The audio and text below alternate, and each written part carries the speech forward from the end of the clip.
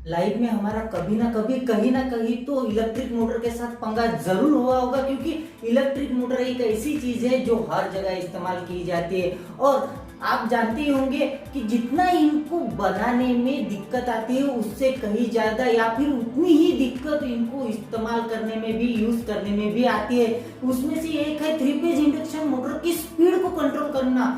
जाहिर सी बात है, अगर कोई चीज बनाई है तो उसको वो कंट्रोल भी होनी चाहिए। अगर हमने कोई चीज बनाई है और वो कंट्रोल नहीं होगी तो उसका क्या फायदा। जैसे कि कार, बाइक या साइकिल को हम कंट्रोल करने के लिए एक्सीलेटर या फिर ब्रेक का इस्तेमाल करते हैं, तब जाके हम उनको कंट्रोल कर सकते हैं। यही फंडा हम अगर 3 फेज इंडक्शन मोटर में इस्तेमाल करेंगे तो वो काम नहीं आएगा। इसीलिए इलेक्ट्रिकल इंजीनियर्स ने कुछ जुगाड़ लगाया, कुछ एक टाइप बनाई इसको कंट्रोल करने के।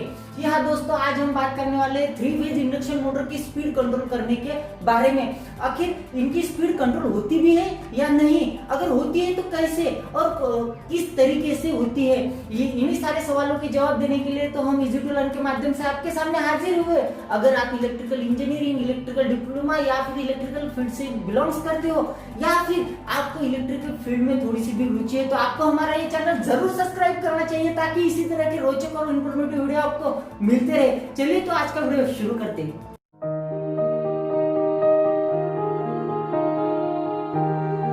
जैसे कि हमने आपको पहले ही बता दिया था कि ये जो मैकेनिकल ब्रेकिंग की जो सिस्टम है, जिसे हम हमारे कार में, बाइक में या फिर साइकिल में जिसका इस्तेमाल करते हैं, वो ब्रेकिंग सिस्टम हम हमारे मोटर्स में उसका इस्तेमाल नहीं कर सकते, क्योंकि मोटर की ब्रेकिंग सिस्टम वो बहुत ही अलग होती है as compared to vehicle braking system. इसी वजह से हम वो ब्रेकिंग सिस्टम मोटर्स में इस्तेमाल नहीं करते।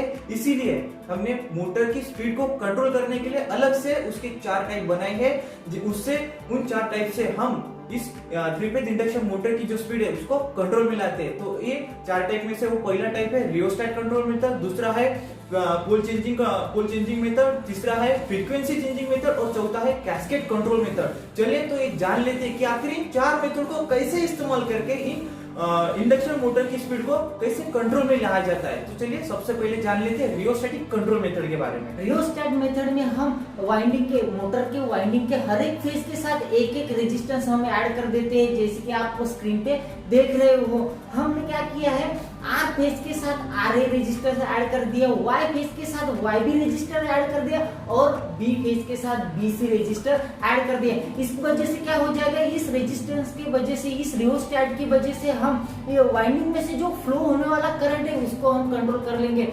अगर हमारे वाइंडिंग में से फ्लो होने वाला करंट जो है वो अगर कंट्रोल हो जाता है तो हमारी स्पीड भी ऑटोमेटिकली कंट्रोल हो जाएगी।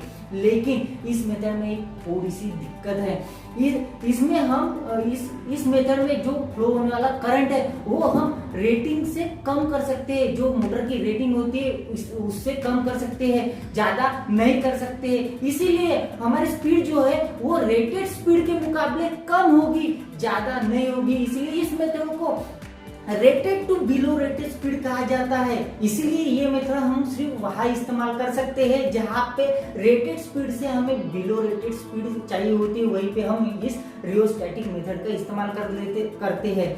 अब थोड़ी बात करते हैं पोल चेंजिंग मेथड के बारे में। पोल चेंजिंग मेथड को अगर हमें समझना है तो सबसे पहले 3 फेज इंडक्शन मोटर की स्पीड का जो इक्वेशन है वो ध्यान में लेना होगा। तो 3 फेज इंडक्शन मोटर की स्पीड का इक्वेशन है NR = NS × 1 - S। तो यहाँ पे NR जो है वो है रोटर स्पीड, जो कि हमें आउटपुट की तौर पे मिलती है मोटर से, और NS जो है वो है सिंक्रोनस स्पीड, और यहाँ पे हमने स्लिप्स को रिप्रेजेंट किया है S से। तो अगर मैं यहाँ पे सिर्फ और सिर्फ सिंक्रोनस स्पीड के बारे में ही बात करूं तो सिंक्रोनस स्पीड का फॉर्मूला है वो तो हमें पता है कि 120 F/p। और यहाँ पे इस फॉर्मूले से हमें ये समझ में आता है कि ये जो पोल है वो इनवर्सली प्रोपोर्शनल है सिंक्रोनस स्पीड के साथ। अगर मैं पोल की जो वैल्यू है वो बढ़ा दूं तो इनवर्सली वो जो सिंक्रोनस स्पीड की जो स्पीड है वो कम हो जाएगी, क्योंकि मैंने पोल की वैल्यू बढ़ा दी है। और अगर मैं सिमिलरली उसकी जो पोल की वैल्यू है वो अगर कम कर दूं तो डायरेक्टली मतलब कि इनवर्सली वो जो सिंक्रोनस स्पीड जो है वो बढ़ जाएगी। तो इस तरीके से 3 फेज इंडक्शन मोटर के पोल को चेंज करके भी हम 3 फेज इंडक्शन मोटर की स्पीड को कंट्रोल में ला सकते हैं। चलिए तो अब जान लेते हैं कि आखिर फ्रीक्वेंसी चेंजिंग मेथड से कैसे थ्री फेज इंडक्शन मोटर की स्पीड को कंट्रोल में लाया जाता है। फ्रीक्वेंसी चेंजिंग मेथड में भी यही फंडा इस्तेमाल होता है, यही फार्मूला इस्तेमाल होता है। कौन सा?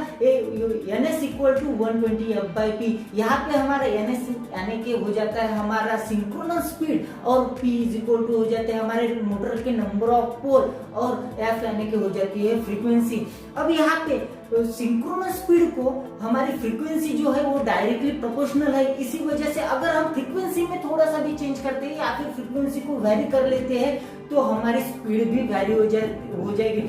इसका मतलब कि अगर हम फ्रीक्वेंसी को बढ़ाते हैं तो हमारी स्पीड बढ़ जाएगी, अगर फ्रीक्वेंसी को कम करते हैं तो हमारी स्पीड कम हो जाएगी। लेकिन सबसे बड़ा मुद्दा है कि फ्रीक्वेंसी को कम या ज्यादा यानी कि वैरी किससे करें। तो फ्रीक्वेंसी को वैरी करने के लिए हम यहाँ पे इस्तेमाल करते हैं VFD, वेरिएबल फ्रीक्वेंसी डिवाइस। अब ये VFD यानी कि वेरिएबल फ्रीक्वेंसी डिवाइस क्या होता है, कैसे होता है और किस तरीके से काम करता है, ये हम अगली वीडियो में जरूर देखने वाले हैं। फिलहाल के लिए तो इतना अपने दिमाग में सेव कर लीजिए कि वेरिएबल फ्रीक्वेंसी डिवाइस की मदद से, VFD के मदद से हम फ्रीक्वेंसी को चेंज करते हैं, उसके हिसाब से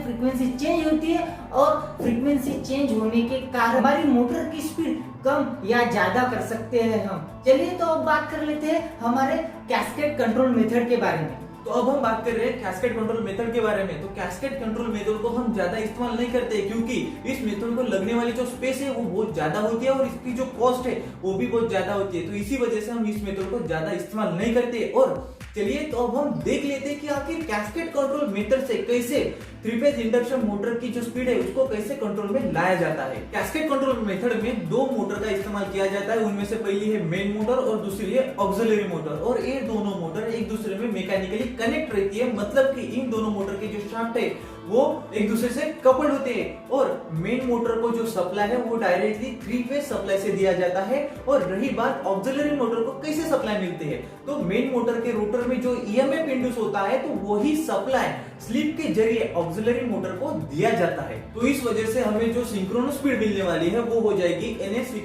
120 F/P1 + P2। यहाँ पे P1 जो है वो नंबर ऑफ पोल्स है मेन मोटर के और P2 जो है वो नंबर ऑफ पोल्स है ऑक्सिलरी मोटर के। तो यहाँ पे इस फॉर्मूले से हमें ये दिखाई दे रहा है कि एडिशनली ऑक्सिलरी मोटर के पोल मिल रहे हैं। इस वजह से हमें यहाँ पे जो रिलेशन दिखाई दे रहा है कि NS जो है वो इनवर्सली प्रोपोर्शनल है इन दोनों मोटर के पोल के साथ। अगर इस वजह से मैं यहाँ पे ये कर दूं कि अगर पोल की वैल्यू कम ज्यादा करने से इनवर्सली उसकी जो सिंक्रोनस स्पीड है वो भी कम ज्यादा होगी। तो इस वजह से कैस्केड कंट्रोल मेथड को इस्तेमाल करके मोटर के स्पीड को कंट्रोल किया जाता है।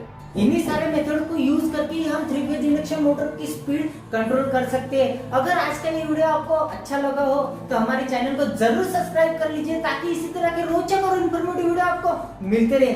चलिए तो आज के लिए धन्यवाद।